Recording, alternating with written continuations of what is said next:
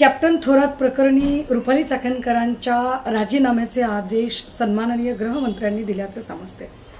खरं तर गृहमंत्र्यांच्या या आदेशाचं आम्ही स्वागतच करतो. एक चांगली मूव या निमित्ताने झाली. मात्र त्यासोबतच एका गोष्टीची खंत आहे की हीच भूमिका जर राष्ट्रवादी काँग्रेसच्या अध्यक्ष असणाऱ्या आणि राज्याचं उपमुख्यमंत्रीपद, पहिलं उपमुख्यमंत्रीपद ज्यांनी भूषवलंय त्या सुनेत्रा वहिनींनी ही भूमिका घेतली असती तर आम्हाला अधिक आनंद झाला असता. एका संवेदनशील महिला नेतृत्वाने एका अर्थाने महाराष्ट्रातल्या लेकीबाळींची इब्रत अत्यंत सुरक्षित आहे हा संदेश त्या निमित्ताने गेला असता. त्या आश्वस्त त्यांना वाटलं असतं. पण दुर्दैवाने ही संधी उपमुख्यमंत्री सुनेत्रा वहिनी यांनी गमावली. असो, पण लढाई अजून संपलेली नाही. कारण मी सकाळीही म्हटलं की रुपाली चाकणकरांचा फक्त राजीनामा इतकी छोटी मागणी आमची नाही. रुपाली चाकणकरांना या संपूर्ण प्रकरणात सह आरोपी करून अटक झाली पाहिजे.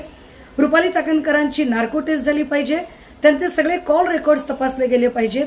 आणि महत्त्वाचं की या सगळ्यांमध्ये रुपाली चाकणकरांची मागल्या 5-7 वर्षातली जी काही बेनामी संपत्ती आहे त्याची सुद्धा आर्थिक गुन्हे शाखेकडनं चौकशी झाली पाहिजे.